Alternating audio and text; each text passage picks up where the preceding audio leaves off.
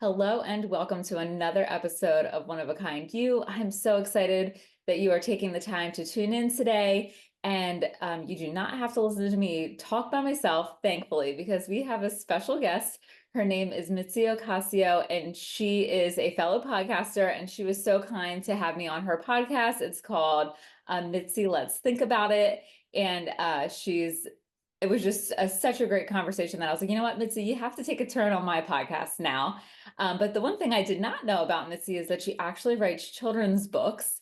And I think that this started because she wants to help people understand and break down emotions and controversial topics in a different way. I know that's the goal for her podcast, and I think that might be the goal for her children's books as well. I know in her things that I've read about her, she said that she was a curious child and was always trying to figure things out.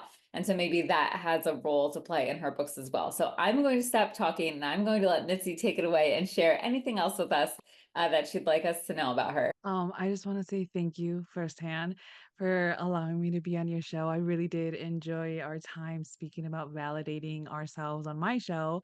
And I think that's funny how you said they don't have to listen to you talk to yourself by yourself for the whole time. And it's so funny because nobody really understands, like, when you're in a podcast and you don't have guests on your show, you're basically recording and talking to yourself. You know what I mean? Like, there's nobody there. I mean, you can't have somebody there and they'll just look at you crazy. But so it's not better to just have that room by yourself looking at the mic or looking at whatever that you're looking at and just talking. So yeah, it's The talking head. always better to have a friend. Um and yes, you were on point about that. I started writing children's books because I figured it was faster and easier to set off my dream. You know what I mean? I always wanted to be an author, and there was always oppositions in front of me. I always had some type of obstacle, some type of like wall in front of me that if I put on myself or I allowed the world to put on me. And I decided, you know what? I'm gonna start writing. No more oppositions for me. No more obstacles. No more nothing is in front of me. If there is, then I might as well keep going because life is going to keep going either way. You know what I mean? And I just think once I put my first, hand to paper because I didn't have a laptop, I didn't have anything. It was literally hands to paper. I'm like, I'm gonna do this. And I just poured out my thoughts and I was like, oh, this is interesting because it allowed me to be fun. It allowed me to be, creative. And with children, that's what they are. You know what I mean? They are creative, they are fun, they are imaginative. So I felt like diving towards that children aspect was just not only safe, but it was also free. You know what I mean? Because when you write a novel, you have more rules, there's more structure, there's more, you know what I mean? There's more conditions that you kind of have to go by compared to a children's book. Where like, is it fun? Yeah. Can a child understand it? Yeah. Then it can be anything at that point. So I think that was, a real reason for me to just do that. I had to conquer my own fear and know that it really wasn't that bad because now I'm helping my mom get to that point where she wants to publish and wants to write a book and wants to share her poems with the world, and she's just is stuck at that fear factor, you know what I mean, of like, oh, what if people hate it, or oh, what if people don't even read it, or oh, what if, and it's just like, yeah, that's all there, that's real, but what if it did work out, or what if you read it and nobody did read it but it's published? At least you have the satisfaction that it's out there.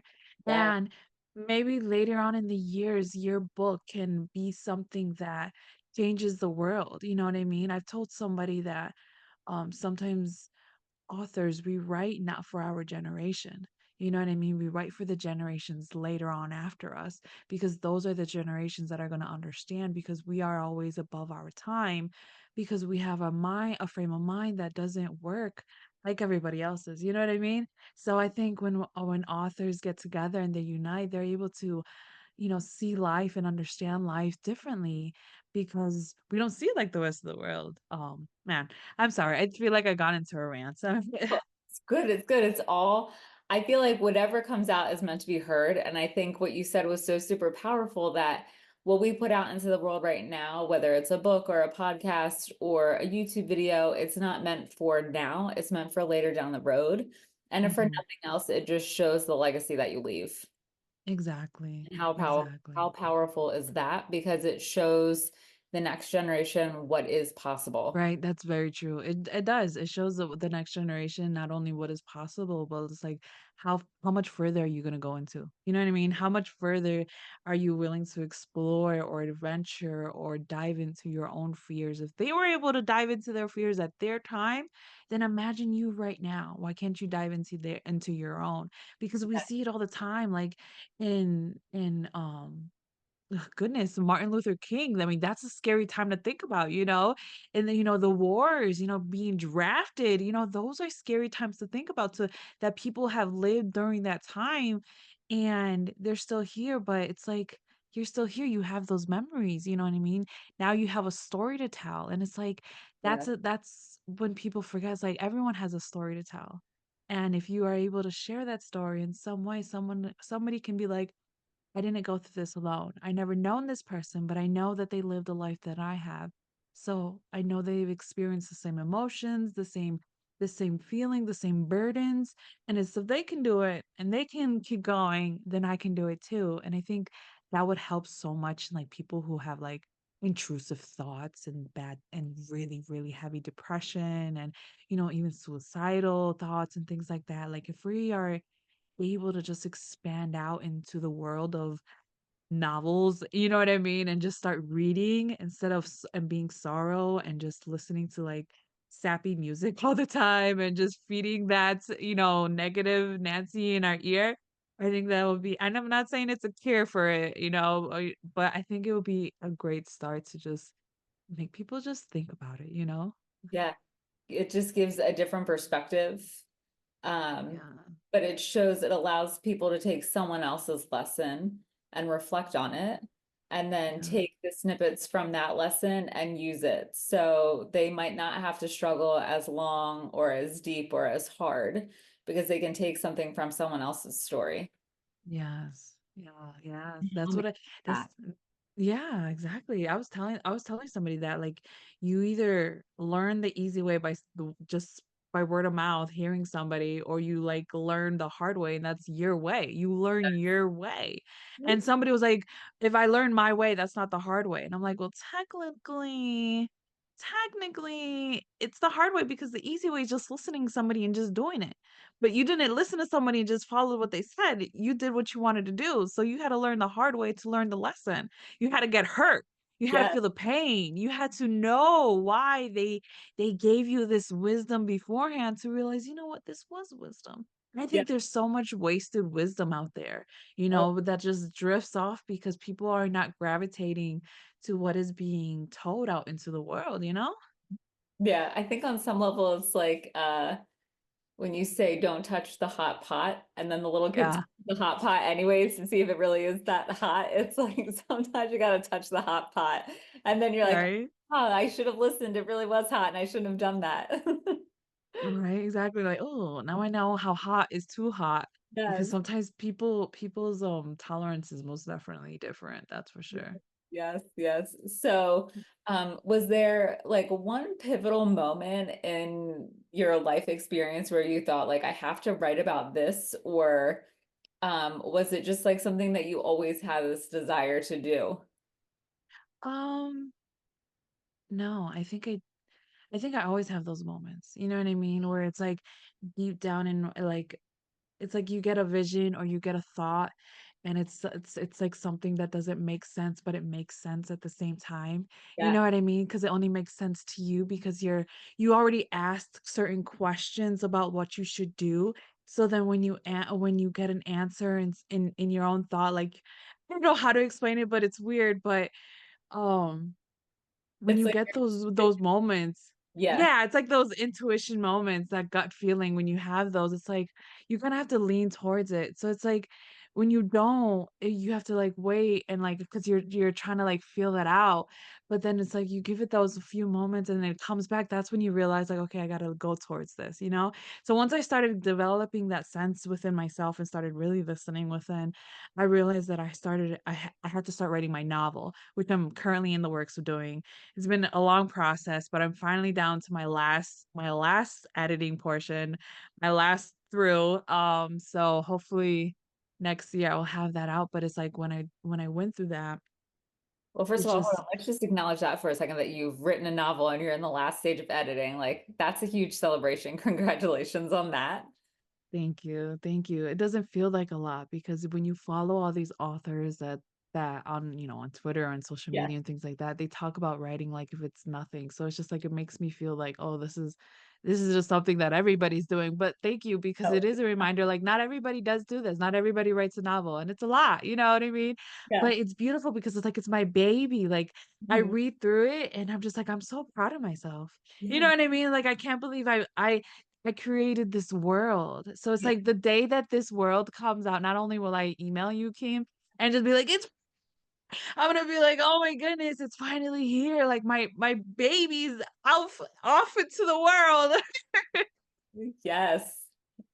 Oh my goodness, but no, I think it's something that you lean on, but you just start. You just keep going with it. And I think that's where I'm also right now. I have a new direction for my next children's books. And the idea came to me a few years ago, but then it just came to me again today where it's like, huh, what happened if I played with it this way? And I was like, oh, that's a great idea. You know, all Yeah. with my own self meeting in the car. Love it. That's sometimes the best kind of meeting and the best place. Exactly. I don't know why it's always in the car, but yes, I guess it's the road, whatever. But yeah, I just was realized like this is something that I need to go through before I finish my next before because I have my dog series. Well, okay, so let me back it up. I'm sorry. So I have my first series of my recycling. It's Mr. Water and Little Miss Puddles, and it's about recycling, understanding the need of water and understanding, the importance of water, because I felt like that's something that I don't want nobody to forget as a child, like how real water is for us. You know what I mean? So I wrote it in a book. And then my next series was about my dog and having a playful one about him, but he recently passed away.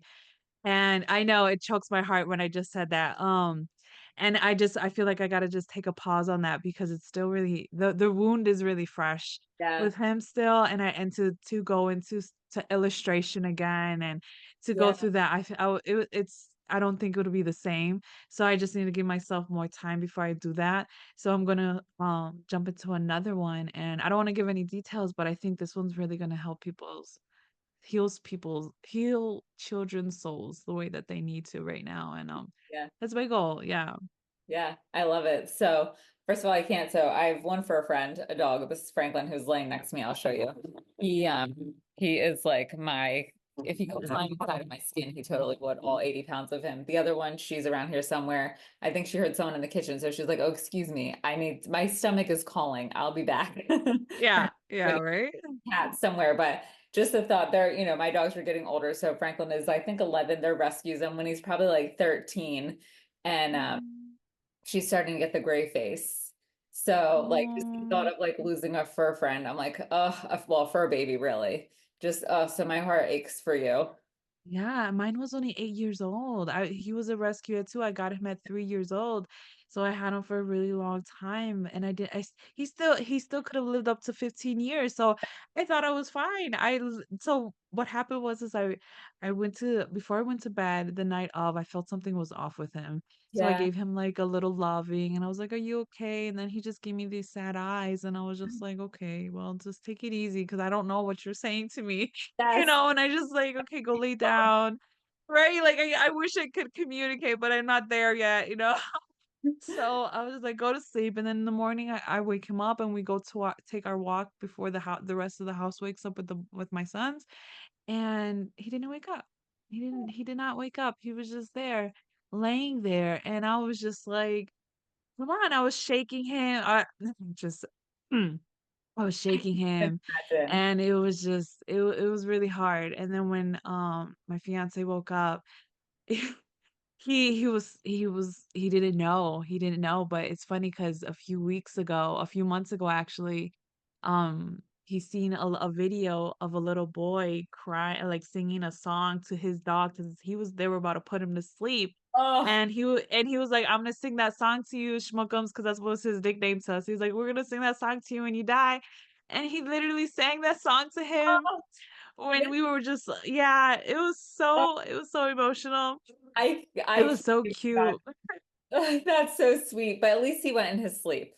Yes, I was like, he died peacefully, and that's all that matters. He probably was in a dream chasing a squirrel and then kept going.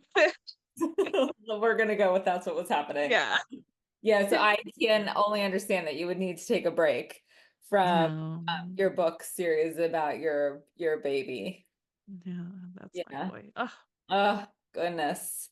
But on a lighter note, I think it's amazing that you've written nonfiction books for children because as a former kindergarten teacher, and even when I taught fourth grade, trying to find nonfiction books for children that are actually like kid friendly is really not an easy feat because a lot of nonfiction books are so factual and they're Yeah. so serious and it's just like so boring and the kids are like on to the next lady like don't want to Yeah. hear it. So I think it's great that you did that because I always said, well, I'm going to write nonfiction books the way that I want them written for my students, and of course writing is not my strength. So that never happened. So thank you, Mitzi, for taking that on for all of us teachers who want better books for our students. Well, that's funny because it's funny that you said that because that's exactly what I thought because I would go through these bookstores and I'll go through the kids section, especially when I was pregnant. I was just like, I want to get a good book for my kids, but it's like all of these books were so lame. Oh my goodness. They either didn't have no imagination or they were too factual, like you said. And I was just like, where's the in between? Why can't we have a little bit of facts mixed in with a little bit of imagination? Yeah. Like I can appreciate Dr. Seuss in his time, they probably looked at him as a madman because you know what I mean? Like, as a man because now I'm thinking, "Oh, you know what? Dr. Seuss has had something going on." You know what I mean? He mixed that imagination with a little bit of hidden truth of life that Yeah. only real and really, like, now that you read on as an adult, you realize, "You know what? That's a metaphor." You know what I mean? Like, that's some there's a hidden message in there that adults really understand. Like the Lorax movie, it's Yes. about cutting down trees I and know. saving the forest. Like Yes. that's a deep level of thinking, but in such an imaginative way that I feel like now cartoons have movies have lost that. It's like it's Yes. so ridiculous. Now my sons they like to watch marbles go down the tracks and I'm like, Oh, "Why?" Like, you know what I mean? Like, I don't even allow him to do that anymore because, like, I as soon as I seen him attracted to that, I was like, "Yeah," that's when I realized my white flag needs to be thrown into the garbage because no more white flagging this shit anymore. Excuse me for my language. totally But fine. I started turning off the TV, like, they're not having no more TV time anymore during the day, they're having more restrictions, and now their whole type of personality has been changing, and I'm like, "Yeah, I mean, like, you can't just be watching Marvels and just calling this entertainment, like, what is this?" Yeah, Oh, Mitzi, you're too much. No, but no. it's there's truth to it. So like I grew up and my parents got divorced when I was really little. And so Mm, for like reasons we're not going to get into, my mom like basically said to my dad like you can have Kim like during the week and then agreed to these ridiculous custody agreements about like her having me every other weekend and one evening a week for dinner. But that's neither here nor there. So like my dad had me most of the time and he has mm. all brothers. There are four boys. He's the second of the four boys. And so like God love him. He did not know what the hell to do with a girl. Did not know. So like I grew up, I'm like such a jeans and sneaker and t-shirt kind of girl because like that's how my dad dressed me. I had Yeah. literally the same outfit in three different colors, like the same striped shirt, I got it in all the colors it came in. It came in black, gold, and maroon. And then I got the matching stirrup pants. So here I am aging myself, growing up in the early 90s. So black, gold, maroon. So like it was just like literally here's your black striped shirt with your black stirrup pants. Here's your gold striped shirt with your gold stirrup pants. So growing up, I had like a lot of board games. I didn't have like a little play kitchen. I didn't have like I had a Cabbage Patch Kid and like an outfit or two, but I didn't have like the doll cradle and the baby food like Yeah, and the play food for the kitchen. And I had like a little Fisher Price like hair salon set that I would do my dad's hair and he I had remember that. Yeah. lot of hair, but and a little cash register. So, but I had a ton of books. So I knew that if we went to the mall, I could always finagle a book out of my dad. I could always get a Mm. book from Walden Bookstore. Like I knew it. If I could get nothing else, I could get a book. And I never read half of them because I just liked having them. But I don't have much of an imagination. So basically, long story short, is because I grew up with board games and like not even boy toys. Like I had big wheels, I had a sandbox, like I had a swing set, but I didn't grow up with like toys that fostered imagination. Yeah. So when I had kids, I was like, they're gonna have dress ups, they're gonna have a play kitchen, they're gonna have all the play food to go with it, they're gonna have baby dolls and the high chair and the baby food and all the things. Board games too, because I think they're important as well. But I was like, my kids, if come hell or high water, my kids will have imaginations. And so thankfully, I feel like I've succeeded. My girls are pretty imaginative, even still, like they're almost 12 and 15, and I still see the imagination come out sometimes. So I think it's super, super important. Yeah, that's good. That's good to know because that's one thing I remember is just having like just wishing I had certain things that I didn't have or had access to. And now that I have my sons, I try to bring him and take him to places that I haven't, or give him things that I haven't had. And it's just nice to know that we're able to do that. You know what I mean? And just be able to be a parent and know like, you know what, at least you had this, or at least I get to have it in my life, knowing that you have it and we could color together. Yes, but I would say the downfall of not having an imagination was when my kids were little, especially my older. She would want to play Barbies, and she would say like, "Say it like this," and I would say it, and she'd be like, "No, like this," and she would repeat again, and I would do it thinking I was doing it. And she was like, "No, like this," and she would repeat it, and then I'd be like, "You know what? You're not playing nice, so." You can play and I'll watch you because you're making me feel really bad about myself right now, little girl. Right? Like you're making me I feel like you're bullying me and I'm feeling some type of way. Yeah, I don't blame you because as an adult when we play because even when I play with my nieces, you know, sometimes I have to spark their imagination too and I'm always sparking it and it's nice because they're like, "Oh, let's see how far we can go." And they go as far as they can go and it's nice to see that they once they ride that imagination train that they just continue on and just I don't want them to lose it, you know what I mean? Like, I don't want children to lose that imagination because when you are an adult, you kinda have to keep that imagination there, you know, you have to imagine how you want your house to look, imagine how you want your job to be, imagine how you can make this work situation better, and it's like, people don't realize, like, imagination is the best thing to critical thinking when you are an adult, you know Yeah. what I mean? Because when we have children, eventually we gotta raise them up to be self-sufficient adults. You Yeah. know, and it's crazy because I wish my parents when I used to say those say, "Why are you making me do this? Why do I have to do this?" Instead of saying, "Because I said so," I wish they would have said, "Because you're gonna be an adult one day, and you have to learn how to do these basic skills to survive, so you gotta be self-sufficient, so learn these skills."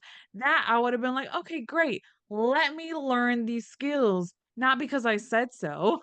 Oh, well, see, so I used to give my parents, my dad and my stepmom, a raft of shit about washing the dishes. And I felt like and we had a dishwasher, but we never used it because their philosophy was like it wasted water and Yeah. it was just faster to do them by hand. So still now their dishwasher is their drying rack. Yes, so is my grandmother's. I'm like, use the dishwasher for what it is. It is a dishwasher. Like, put the dishes in there and hit the on button and let it do its thing and be on your Mhm. way.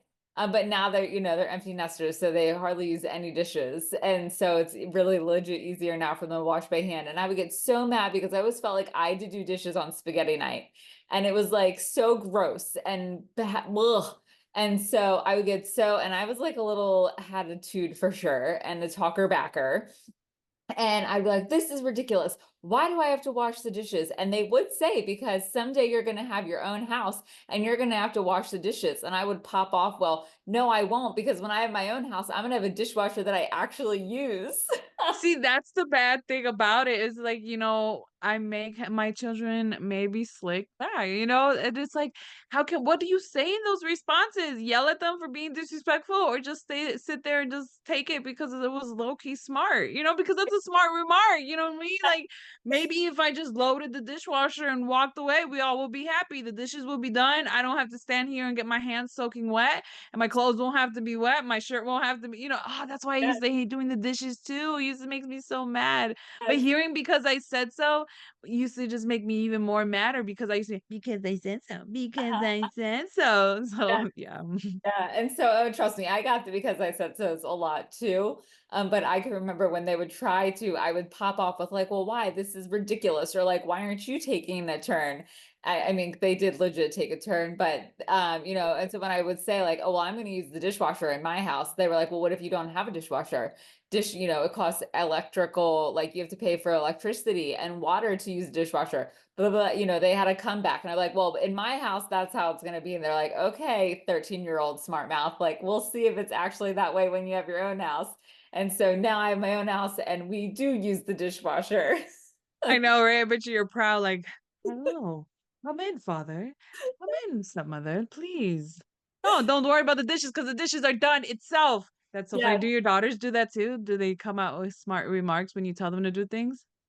Not so much because I usually circumvent it. So my older daughter doesn't like to touch the wet sponge. So we do like we'll wash pots and pans by hand, but for the most part, everything goes in the dishwasher. So she's like, ew, I don't like the way this feels. This is so disgusting. So I got her old lady dishwashing gloves, like the rubber gloves that my grandmother wears to wash the dishes. And so she washes the dishes with her grandma gloves. Hey, don't knock those grandma gloves because I used to make fun of people for using those too. And then one day I realized why people bought them. You know what I mean? Because I used to be in the healthcare field, so you used to always wash your hands in and out of patient's room, in and out, right? So now that I'm home all the time and I'm doing dishes, that strains my hands. It literally water burns my Yeah, hands if it's exposed for too much. Like I'm constantly having to moisturize my hand. So I'm like, like buying these grandma rubber gloves for $1.25 is not that bad. I buy like a bundle at a time because when you yeah, wash those knives, it just yeah, right there. But you know what? They've also helped me from getting burned because I like to use hot water to clean my dishes. So knowing that it's hot enough where I won't be burned and going the yes, the in and out of the water anymore because the rubber gloves are there for protection. I'm like, it's not too shabby. So yeah, now I'm actually in the pro. I'm like team rubber gloves. I yeah. try to promote that to my sisters and like, Mitzi, you're old. Stop it. No one's gonna join that bagwagon. Well, my 15-year-old, soon to be 15-year-old daughter has, and so is the soon to be 12-year-old. The 12-year-old has pink because pink is her color. The older one's like, I don't really care about the color. So she has yellow. So, but I wanted them to see, like, okay, but guess what, girls? Like, I don't want to be the jerk parent who rides you about chores because I hated when my parents did that. But I need you to know that how to do this stuff because you're going to have your own house someday.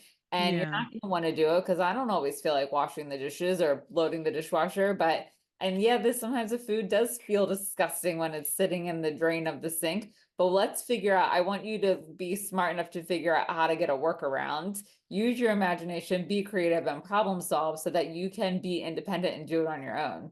So I was like, Hmm. so if it takes you learning to wear grandma gloves, then so be it. Hey, I applaud you for that because that's one thing for sure is just preparing them. You know what I mean? Preparing your children as a parent is just is you have to, even in the smallest of ways. If you know that's how you receive good information and you receive it and resonate with it, then at least you know that your children are going to be the same way. And I think a lot of parents forget that. Like, how Yes, do I receive information? Okay, well then my children will probably receive the same type of way of information too because I realize that's how it is with my sons when it's time to take a nap. You know what I mean? Like, I have to read him out a little bit and then figure out how would I wanna take a nap, and then that's how I set the mood, and then he's like, "You know what? I surrender, I will go to sleep." See, my girls, no So, matter what I did, they weren't surrendering to the sleep. So even as infants, it took my older daughter. We lived in an apartment in New Hampshire at the time, and they're just nosy Nancy is what it boils down to. And I would have to put her in the umbrella stroller, strap her little self in, and whip her around the apartment, and like literally take the turn like on two wheels, like in her bedroom, in our bedroom, in the TV room, and just it was a little tiny two-bedroom apartment at like 800 square feet, and I just had to like whip that stroller around and like just hightailing it through the house, and eventually she would give in, and then I'd have to put the blanket around her so that she couldn't move her arms and wake herself up, and even then she slept like maybe 20 minutes, and then that was it. oh my goodness, the struggles that we have to go through to figure out ways to entertain or to like silence our children is ridiculous. I never realized the amount of things that go into actually being a mother. You know Right? what I mean? Because before being a mother, people think of like, oh, you're gonna just be tired all the time. You won't really have a social life, things like that. But they don't really tell you, like, no, you got to be creative. You got to think of things outside of the box. You got to figure out how to entertain these little gremlins that only want to eat, sleep, and poop and be entertained in between all of that eating, sleeping, and pooping. So Yes. it's just like, Not oh my goodness. to get older either. Oh, no, like, and I try and right now my sons are into, like, tunnels, you know what I mean? So it's just I try to, like, finesse, like, the living room around and put the blankets over, but the problem is that he thinks the blankets are a bridge, and he wants to climb over and climb on top, and then he gets upset because it doesn't hold his weight, and I'm like, Yes. Doesn't work like this. You're, like, 30 pounds, and you think this blanket is just gonna lift you up? Like, no, it's so funny. This struggle is real. Poor littles. Yes. I know, that's so true. Little. So, Mitzi, before we chatted, you filled out your form so that I kind of had a general idea that what we were going to talk about. And so, I think this is super important, and it ties back to being like the conversation that we were just having about moms is like preparation. Your one tip is that preparation is better than procrastination. And I feel Yeah. like, as moms, procrastination is like the absolute worst thing that we can do. So does that like play into mom life for you, or is that like author life, or is that just like the collective life of Mitzi is preparation is better than procrastination? I think I started learning that a little bit before the motherhood came into me, but I never actually implemented it into my life until I had a children, Mhm. because once I realized other people actually relied on me, not just myself. You know what I mean? Yeah. Because I could disappoint myself and I'll be okay. You know what I mean? Cheer myself up later. You know what I mean? Like, no problem. Thing, get back on Exactly. I'll it. brush it off. I won't be so hard on myself. You know what I mean? I let things go, so bypass. I have a problem. I'm very passive aggressive when it comes to myself. So because of that, I had to realize, like, with my children, like, I can't be that way. I have to be stern. I have to be ready because they look at me as like their superhero. They look at me as their provider. They look at me as the one that's going to take care of them and make sure that they're good. So because I had that implemented in my mind, I realized like I can't let them down. You know Mhm. what I mean? So because of that, I realized I have to prepare myself for my children. Like I have to prepare my day for my children. I have to prepare my day for my life. So then I started using this and started putting it into my everyday life, you know what I mean? So I think just preparing and just knowing and just catching the patterns in your day, just catching the patterns in what your children are expecting or what they like and what they don't like. You know what I mean? As a mother, we're always with our children. You get to know when your child is hungry, when your child is thirsty, when they just want love, when they want their diaper change, all these things. And when we're able to pay attention to that, then we will know how to maneuver our lives in it. Because I think one of the hardest things with motherhood is that we're constantly clashing because we are transitioning from being a single independent woman to now being a mother that has to sacrifice certain things to now raise and make sure this little human being survives and doesn't die, you know what I mean? We're So very it takes an asshole. exactly, exactly. So it takes a lot to have that transition, and nobody really talks about that transition of motherhood, you know what I mean? So I think just having that preparation is better than procrastination, and just trying to make sure that transition is smooth is just knowing that you gotta prepare in some way, shape, or form. You have to at least prepare your mind if you don't have the financial way to prepare, or the circumstance in your environment, because I think that's the one thing that a lot of people avoid pregnancy, or avoid the thought of being pregnant or getting pregnant, because they, "Oh, well, I'm not ready because I don't have the right job," or, "I'm not ready because I don't have the right house," and things like that. But it's like, you can prepare in that aspect, but it's more like in the in-depth thing, because you can live in an apartment and still have a child. It's no Yes, problem. You know what I mean? yes. So it's just about in your everyday life, just prepare. You know what I mean? Prepare the diapers right there where you know it's gonna be easy access for you. You know what I mean? Accommodate your house for you. You know what I mean? So many people accommodate their house for everybody else. Like, why? You have to live in it. If Yes. people come, okay, then accommodate a little bit, move things around, hide things around, whatever. But don't start painting walls and knocking down doors and stuff like that. Like, no, it doesn't work like that. Like, you have to prepare for yourself to live in your home. You know what Mhm. I mean? So one thing now that I'm implementing is I'm not gonna leave today's problems for tomorrow, because tomorrow already has enough problems. You Ooh, know what that I mean? one. So yeah, so for me, it's like, today, what are the problems that I have? Like, okay, it's the dishes. I don't want to wake up and deal with that tomorrow.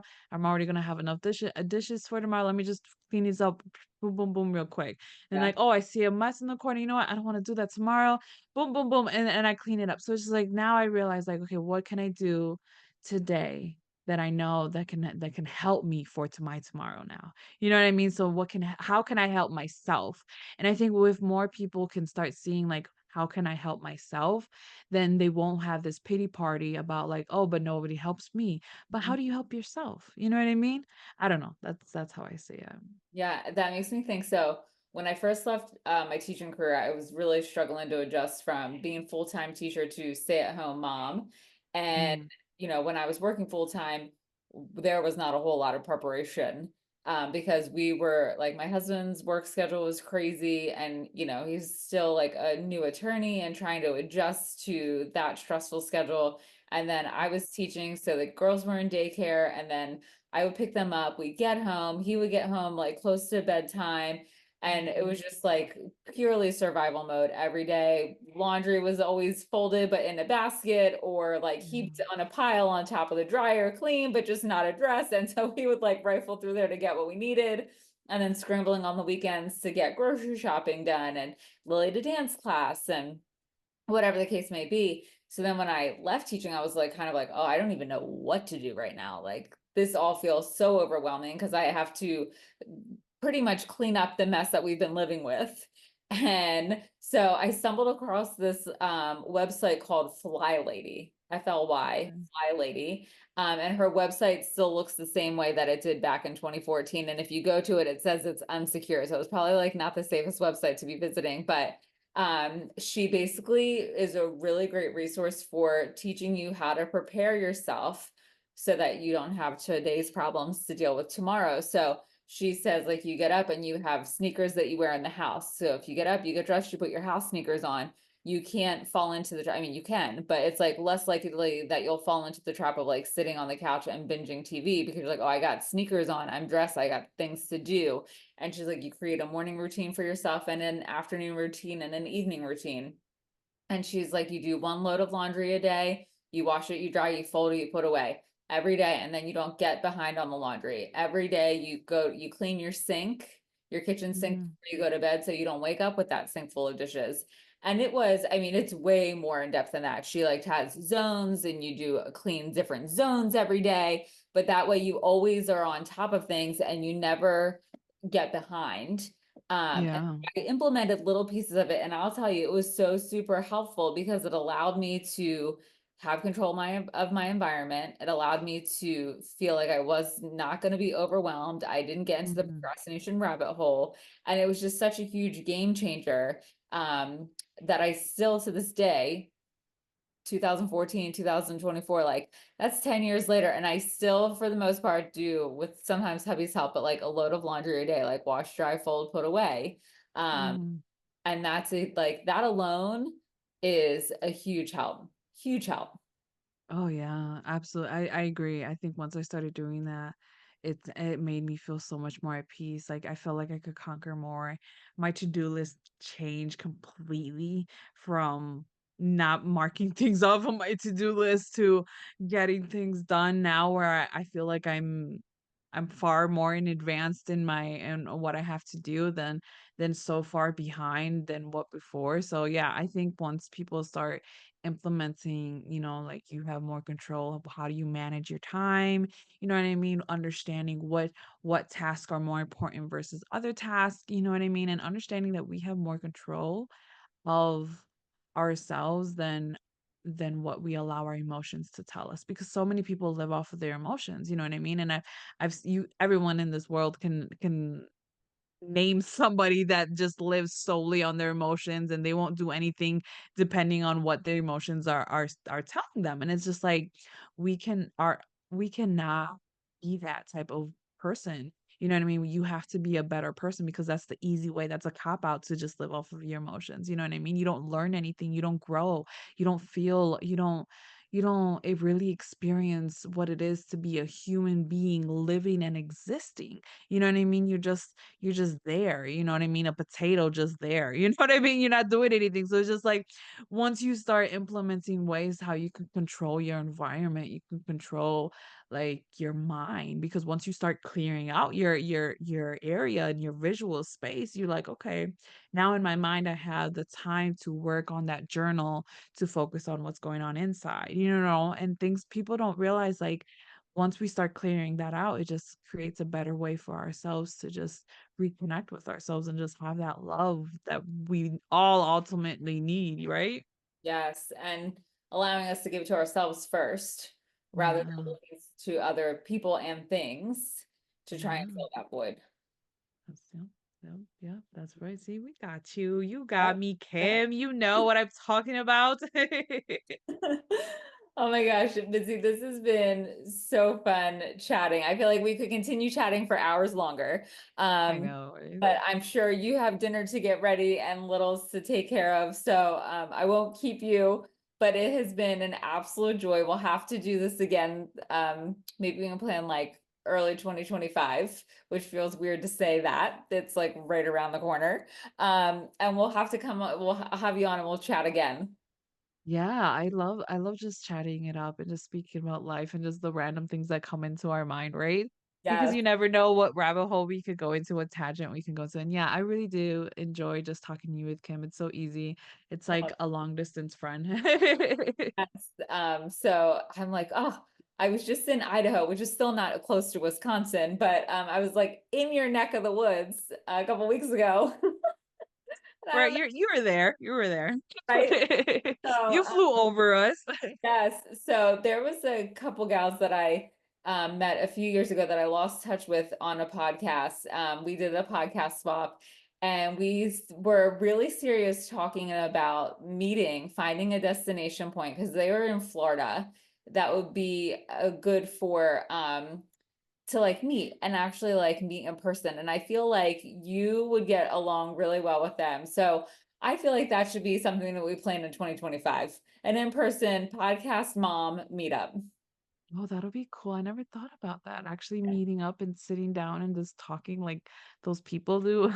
Yes, like real. It sounds weird, but this is what people do now.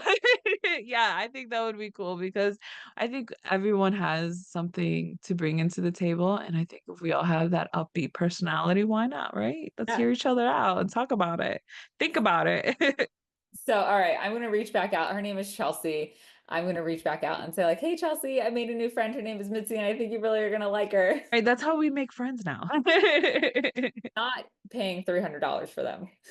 Yeah, right, exactly, without having to pay for our friends. We do not recommend that. Oh my gosh, thank you so much, Mitzi. And if you are listening to this episode and you found that it was helpful or you feel like a friend just has to listen, please, please, please share this episode and we will see you next week. Awesome. Bye. Bye.